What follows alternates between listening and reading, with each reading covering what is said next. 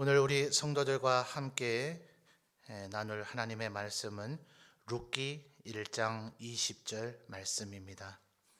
구약 성경 403페이지 룻기 1장 20절 말씀 제가 봉독해 드리겠습니다. 나오미가 그들에게 이르되 나를 나오미라 부르지 말고 나를 마라라 부르라. 이는 전능자가 나를 심히 괴롭게 하셨음이니라. 아멘. 한번 기도드리겠습니다. 하나님 아버지, 이 시간 우리 모든 성도들이 각 가정에서 이 동영상을 통하여 혹은 배부된 주보를 통하여서 개인적으로 혹은 가정 단위로 하나님 앞에 예배를 드립니다. 예배당에 모여서 온 교회가 함께 예배드리지 못하는 이 현실을 주님께서 불쌍히 여겨주시고 예배당으로 나와 예배드리지 못함으로 허전함과 슬픔 가운데 있는 우리 성도들의 마음을 위로하여 주시며 이 시간 개인적으로 혹은 가정에서 드려지는 예배로 하나님 동일하게 영광 받아주시고 모든 성도들의 심령에 갑절의 은혜와 축복을 내리어 주옵소서. 우리 점천 제일교회가 오히려 각각의 개인과 가정으로 수백 가정, 수백 성도들의 교회가 되어져서 각각 자기의 위치에서 하나님을 예배하고 또 주신 말씀을 마음에 새겨 힘과 용기를 얻어 이 암울한 시대와 사회 가운데에서 교회로 하나님의 백성으로 영광 돌리며 빛과 소금의 역할을 감당하게 되기를 소원하오니 우리 성도들의 마음을 주님께서 주장하시고 성령 충만케 하여 주옵소서.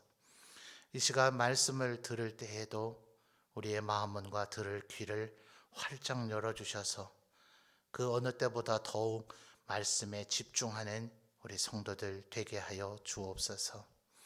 예수님의 이름으로 기도합니다. 아멘. 유다 예루살렘에 한 여인이 있었습니다. 남편은 엘리멜렉이고 아들은 말론과 기련. 그 여인의 이름은 나오미입니다. 이스라엘 말인데 그 이름은 기쁨이라는 뜻입니다. 아마도 그의 가족들이 하나님을 향한 기대와 또 믿음, 소망 가운데 이렇게 이름을 짓지 않았겠습니까? 하나님께서 이 태어난 아이의 미래와 삶을 축복하셔서 기쁨이 충만하기를. 그게 사실 하나님의 마음이죠. 하나님께서는 우리 하나님의 백성들의 삶에 기쁨을 주시고 또 행복을 주시고 우리가 그 어디에 어떠한 형편 가운데 살고 있든지 간에 하나님께서 주시는 기쁨을 누리며 나오미로 살아가기를 원하시는 하나님이신 줄 믿습니다. 결국 사람들의 가족들의 그 입을 통하기는 했지만 하나님께서 지어주신 이름이죠. 그녀의 이름은 나오미입니다. 기쁨이라는 뜻이죠. 그런데 어느 날 베들레헴에 이 여인이 나타났을 때 사람들은 수군거리기 시작했습니다. 이미 10년도 더 전에 이 베들레헴을 떠났던 나오미가 베들레헴에 나타난 거죠. 겨우 알아보는 사람들이 저 사람 나오미 아니냐 이렇게 말하기 시작할 때에 사람들의 말을 들은 듯 이 여인은 자기가 먼저 입을 열었습니다. 내 이름은 더 이상 나오미가 아닙니다. 내 이름은 마라입니다. 어쩌면 사람들이 더 수군거리지 않도록 선수를 치려는 것일지도 모르죠. 그녀에게는 더 이상 남편도 두 아들도 없으니까요. 기쁨도 사라지고 괴로움과 고통, 슬픔만 가득한 삶. 그러니 슬픔과 고통이라는 의미를 가지고 있는 마라라고 불려지는 게 더 당연해 보이지 않습니까? 그렇지만 그녀의 이름은 여전히 나오미였습니다. 도대체 어디서부터 잘못된 것일까요?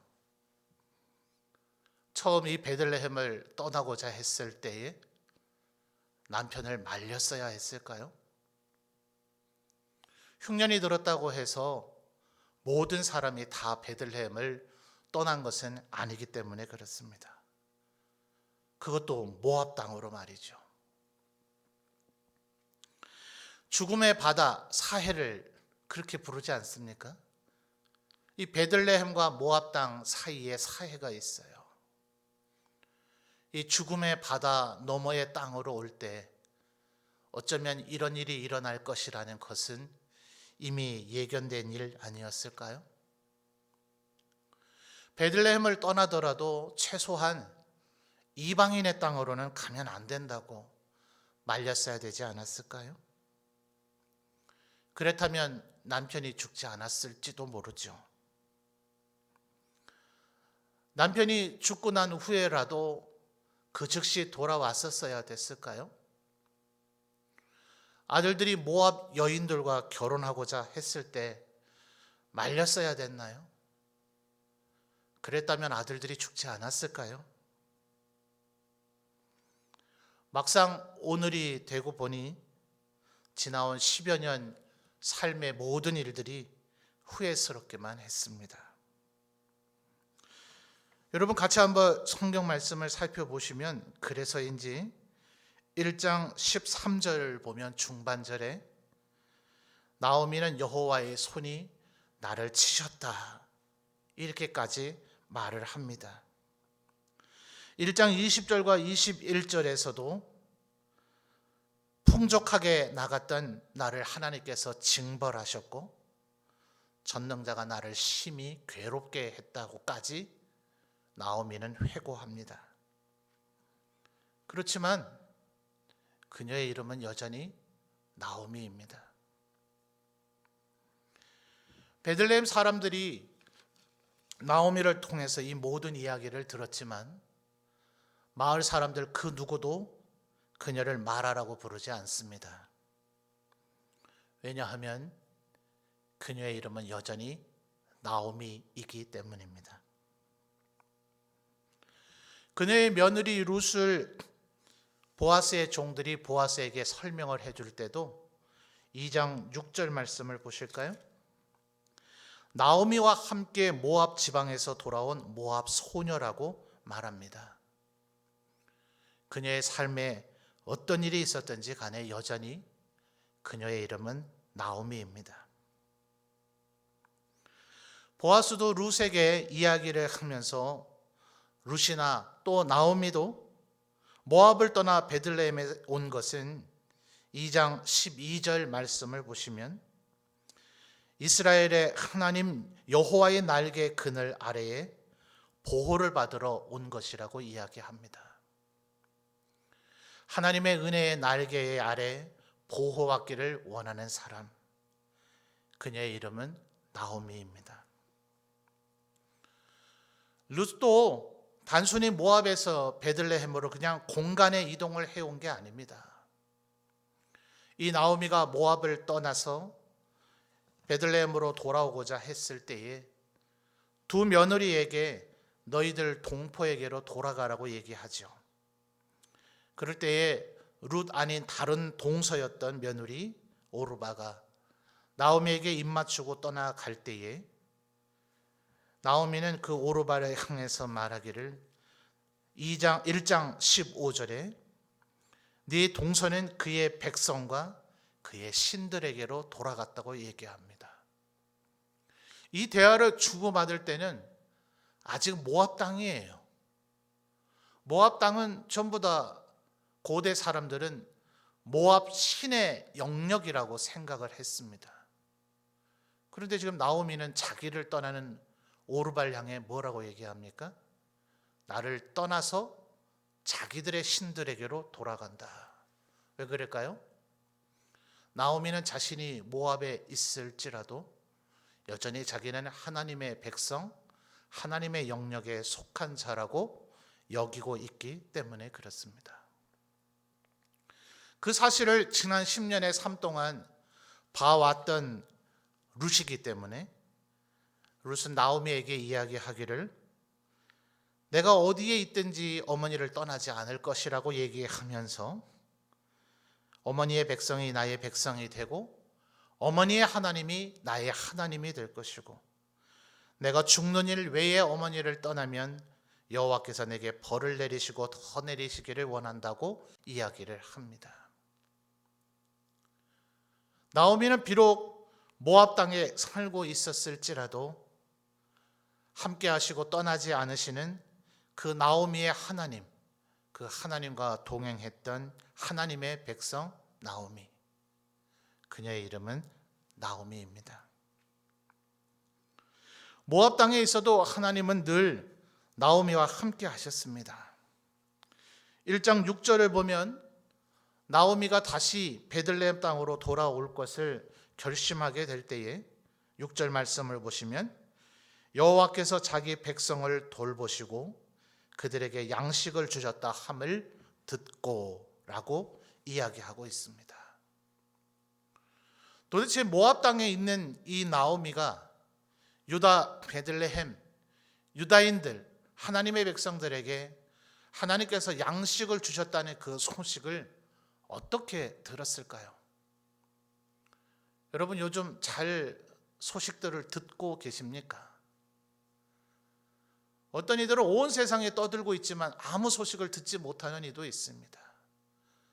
어떤 이들은 가짜 뉴스, 가짜 소식을 들어서 거기에 요동치는 사람들도 있습니다. 누가 하나님의 말씀, 하나님의 역사하심, 하나님의 음성을 들을 수 있을까요? 하나님을 믿고 신뢰하고 하나님의 그 위대하심을 믿는 사람, 그 사람들이 하나님의 역사하심을 듣는 거죠. 모압 땅에 살고 있었을지라도 괴로움과 고통 가운데 살고 있었을지라도 일상의 삶에서 하나님의 음성을 들을 수 있는 사람, 그녀의 이름은 나오미입니다. 룻이 자기를 따라오게 될 것이라고 생각하지 못했을 그때에 나오미가 이 며느리들에게 이제 너희들 각자 가고 싶은 대로 가라고 얘기할 때도 뭐라고 말했는가를 한번 살펴볼까요? 1장 8절과 9절을 보시면 8절 하반절에 여호와께서 너희를 선대하기를 원하신다 그렇게 얘기합니다. 그리고 이 며느리들이 젊으니까 가능하면 새로운 남자를 만나 가정을 이루는 것이 좋겠죠. 인간의 모든 일들이 내 생각, 내 뜻, 내 계획대로 다 됩니까? 그래서 9절 말씀을 보면 이방 여인이었던 이 오르바와 나오미를 향해서도 그들이 가서 만약 룻도 나오미 곁을 떠나서 자기의 고향 모압 사람들에게로 돌아갔다면 그들은 이방인들에게서 이방의 영역에서 하나님 없는 곳으로 보여지는 그런 영역에서 그들의 삶을 살아야 될 터이지만 9절 말씀을 보시면 여호와께서 너희에게 허락하사 모든 인간 세상 만물 모압이든 베들레헴이든 이스라엘이든 모압이든 그 어디든 간에 하나님께서 모든 것을 통치하고 주관하고 다스리고 역사하신다는 것을 믿는 사람, 그녀의 이름은 나오미입니다. 이 나오미의 신앙은 모압에서만 이렇게 있었던 것이 아닙니다. 베들레헴으로 돌아와서 들판으로 나가 이삭을 주워 오겠다는 룻이 나가서 그렇게 이삭을 주워 왔습니다. 도대체 어디서 이렇게 많은 이삭을 얻을 수 있었는가? 자초지종을 들은 나오미는 자기의 며느리인 이 룻에게 선대를 해준 보아스를 향해서 2장 19절과 20절을 보시면 2장 19절 하반절에 너를 돌본 자에게 복이 있기를 원한다 그렇게 이야기를 합니다. 또 20절에서도 다시 한번 그 보아스를 언급하면서 그가 여호와로부터 복받기를 원하노라. 그리고 그 보아스는 살아있는 자나 죽은 자에게 은혜 베풀기를 그치지 아니한 사람이라고 그를 향한 덕담과 칭찬과 감사의 말을 이야기합니다. 그 어떤 상황에서도 다른 사람을 축복할 줄 알며 자기에게 비록 밭에 떨어져 있는 이삭들이지만 그 이삭을 주워 갈 수 있도록 허락해 준 것을 감사하는, 보아스에게 감사하며 다른 사람에게 칭찬하고 복을 빌 줄 아는 사람, 그녀의 이름은 나오미입니다. 하나님께서는 나오미를 그냥 두지 않으십니다. 절대로 마라가 되게 하지 않으시고 나오미가 되게 하십니다. 나오미로 태어나게 하셨고 나오미로 살아오게 하셨고 그리고 나오미가 되게 하시기 때문에 그녀의 이름은 나오미입니다. 세월이 조금 흘러서 보아스와 룻 사이에서 오벳이라고 하는 아이가 태어납니다. 분명히 보아스와 룻 사이에서 태어난 그 아들을 오벳을 낳은 것은 룻이었습니다. 그러나 여러분 4장 17절로 넘어가서 보시면 나오미의 주위에 있는 이웃 여인들은 나오미에게 아들이 태어났다라고 얘기합니다. 마라의 현실 속에서 나오미로 살아온 사람, 또 다른 마라의 삶을 살아온 여인이 있지요.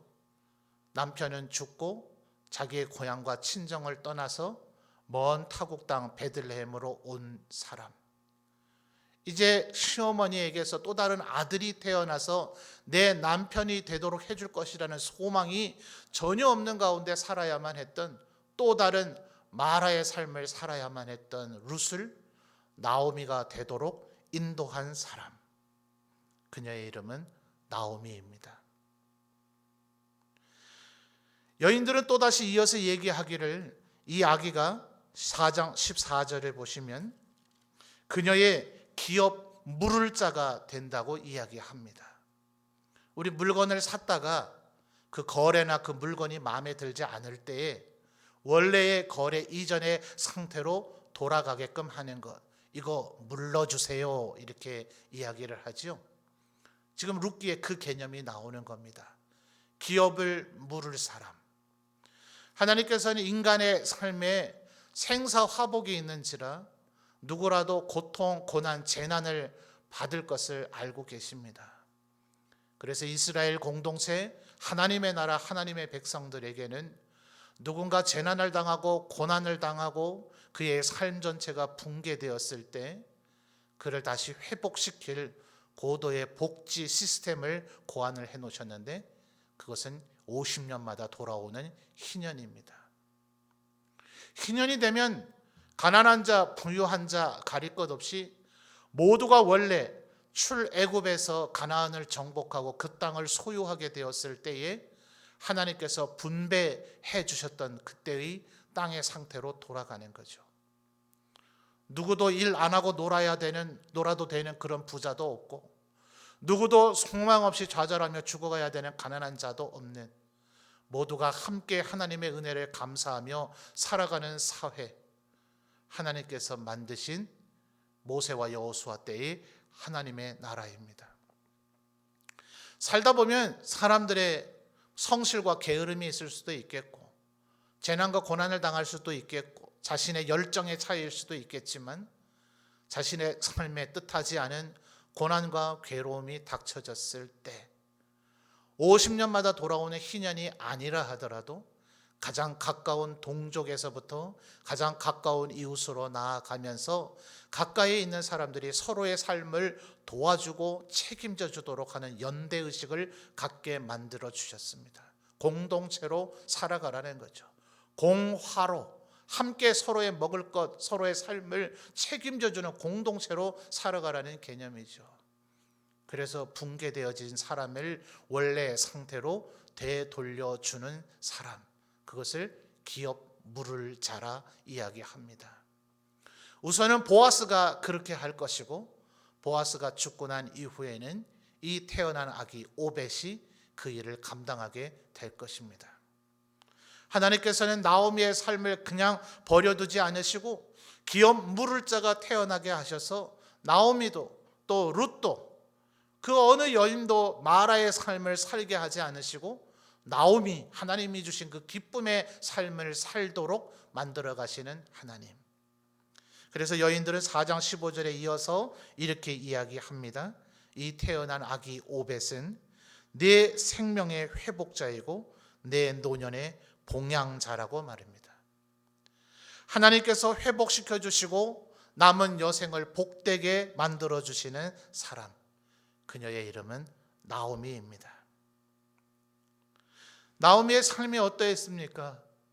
어디에 있든지 무슨 일이 있든지 누구에게든지 믿음을 가지고 말씀을 붙잡고 기도하며 찬양하며 하나님의 이름을 높여드리고 영광 돌리며 그 이름을 증거하며 사는 사람, 그녀의 이름은 나오미입니다. 내가 처한 현실이 내가 누구인가를 결정짓는 것이 아닙니다. 내가 얼마나 완벽하게 순종했는가로 내가 누구인가를 결정하는 것이 아닙니다.